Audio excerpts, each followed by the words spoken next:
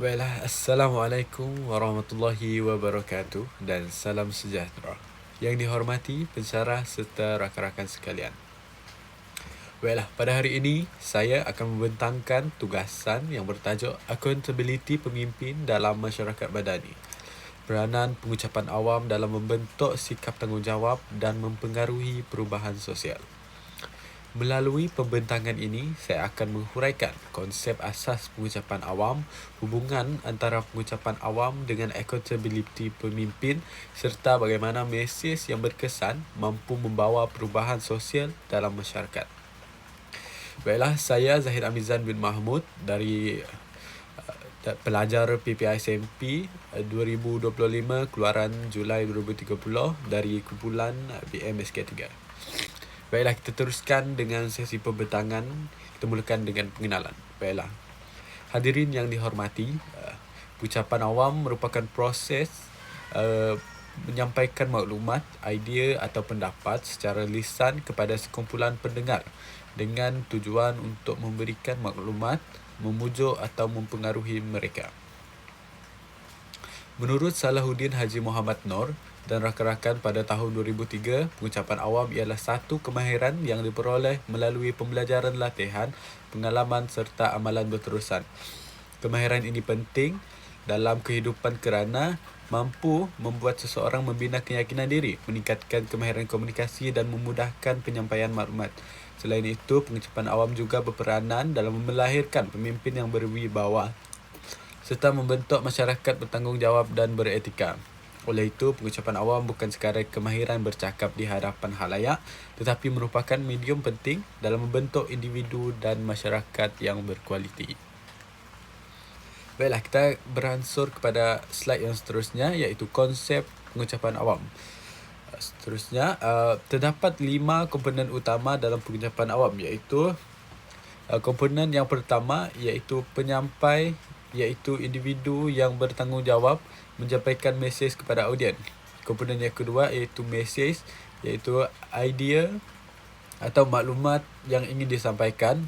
Komponen yang ketiga ialah audien, iaitu sekumpulan pendengar yang menerima mesej tersebut. Dan komponen yang keempat ialah saluran komunikasi, iaitu penyampaian mesej boleh dilakukan secara bersemuka, melalui video ataupun menggunakan media sosial. Komponen yang terakhir iaitu maklum balas, iaitu reaksi atau respon yang diberikan oleh pendengar bagi menunjukkan tahap kefahaman mereka terhadap mesej yang disampaikan. Kelima-lima komponen ini saling berkait dan memainkan peran yang penting dalam memastikan sesuatu pengucapan awam dapat disampaikan dengan berkesan. Seterusnya kita beransur kepada maksud accountability dan masyarakat madani. Accountability merujuk kepada sikap bertanggungjawab terhadap setiap tindakan dan keputusan yang dibuat secara kesediaan untuk dipersoalkan oleh masyarakat. Antara ciri-ciri accountability ialah amanah, jujur, telus, berintegriti dan bertanggungjawab. Manakala masyarakat madani pula merujuk kepada masyarakat yang mengamalkan nilai moral yang tinggi, menghormati hak orang lain dan bekerjasama untuk mencapai kesejahteraan bersama. Dalam konteks ini, pemimpin yang beraccountability mampu menjadi contoh yang baik kepada masyarakat dan seterusnya menyumbang kepada pembentukan masyarakat madani yang harmoni serta sejahtera. Kita teruskan sesi pembentangan dengan hubungan pengucapan awam dengan accountability pemimpin. Pengucapan awam mempunyai hubungan yang sangat rapat dengan accountability pemimpin. Melalui pengucapan awam, pemimpin dapat menyampaikan maklumat secara telus dan jelas kepada masyarakat. Hal ini dapat mengelakkan salah faham serta meningkatkan kefahaman masyarakat terhadap sesuatu isu.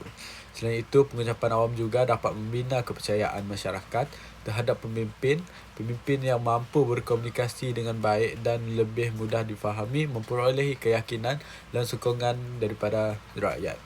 Di samping itu, pengucapan awam dapat menggalakkan budaya bertanggungjawab dalam kalangan pemimpin kerana setiap ucapan dan tindakan mereka sentiasa diperhatikan oleh diperhatikan dan dinilai oleh masyarakat. Justru pengucapan awam ini menjadi salah satu elemen yang penting dalam melahirkan pemimpin yang berintegriti dan beraccountability. Baiklah, kita pergi kepada soalan utama dalam tugasannya ini. Baiklah, soalannya berbunyi, bagaimanakah pengucapan awam dapat membentuk sikap bertanggungjawab dalam masyarakat? Pertama, pengucapan awam dapat menyebarkan nilai-nilai murni seperti kejujuran, amanah, disiplin, hormat menghormati dan integriti. Sebagai contoh, kempen anti rasuah yang disampaikan melalui ceramah dan ucapan yang mampu meningkatkan kesedaran masyarakat mengenai kepentingan integriti dalam kehidupan. Yang kedua, iaitu pengucapan awam membantu masyarakat memahami hak dan tanggungjawab mereka sebagai warga negara melalui penyampaian maklumat yang jelas. Masyarakat dapat memahami kepentingan mematuhi undang-undang dan memainkan peranan dalam pembangunan negara. Seterusnya, yang ketiga iaitu pengucapan awam mampu membentuk pemikiran yang positif. Ucapan yang baik dapat mengubah sikap negatif, memupuk perpaduan serta melahirkan masyarakat yang lebih bertanggungjawab. Oleh itu, jelaslah bahawa pengucapan awam ini memainkan peranan yang penting dalam membentuk masyarakat yang beretika dan bertanggungjawab.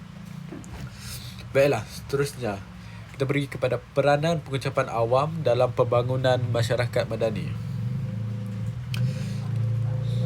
Antaranya ialah dengan meningkatkan kesedaran sivik masyarakat terhadap isu kebersihan, keselamatan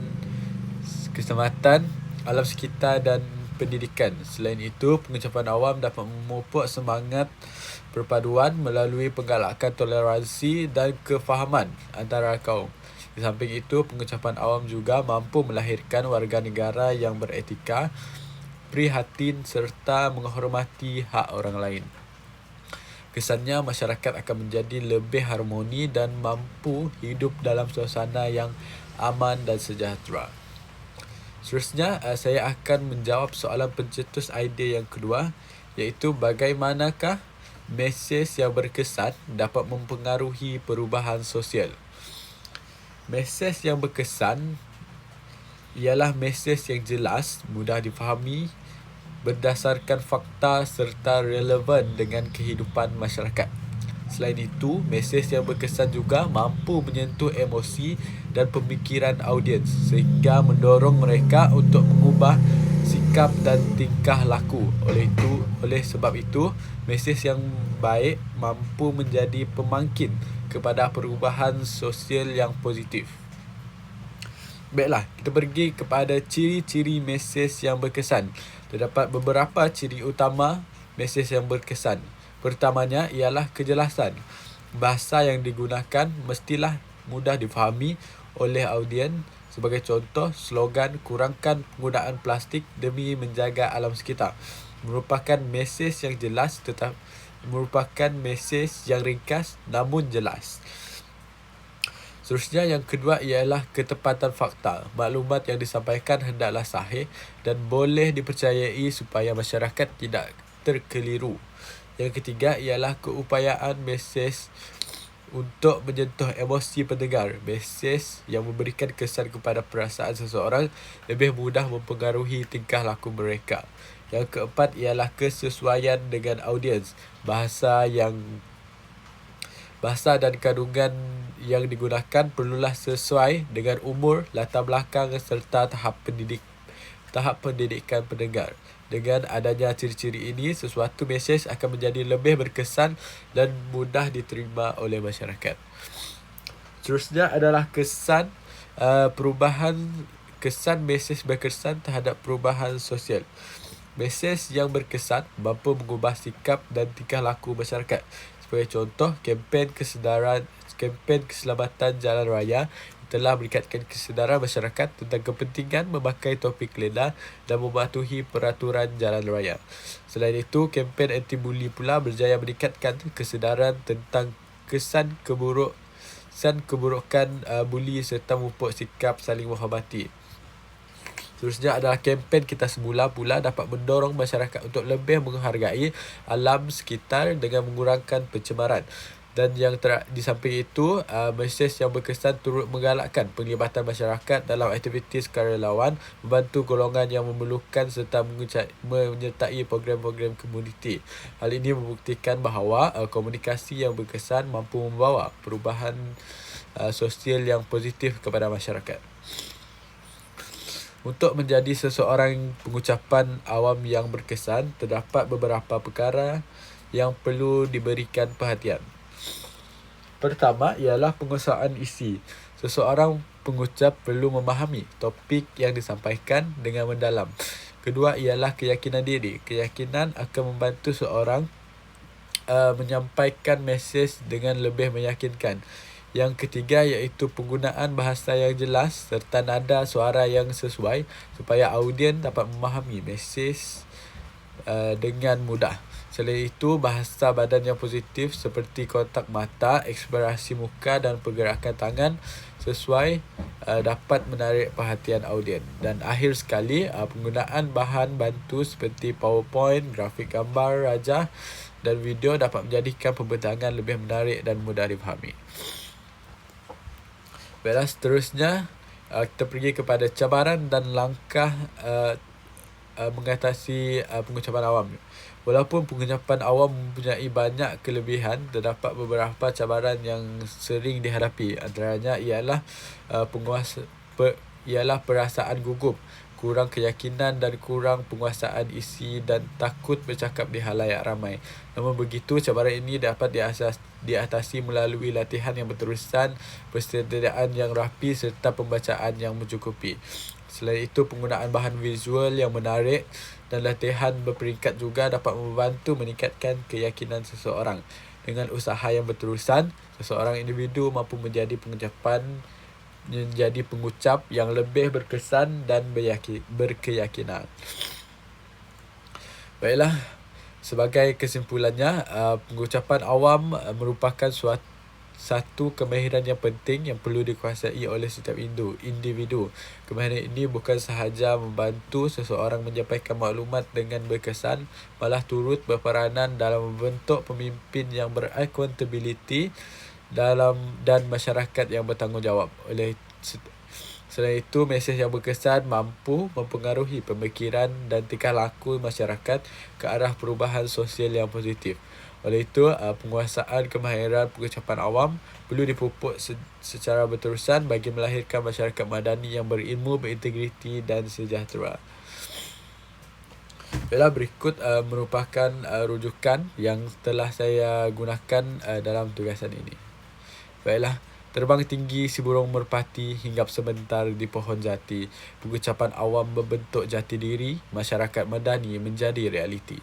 Sekian sahaja pembentangan daripada saya. Terima kasih atas perhatian yang diberikan.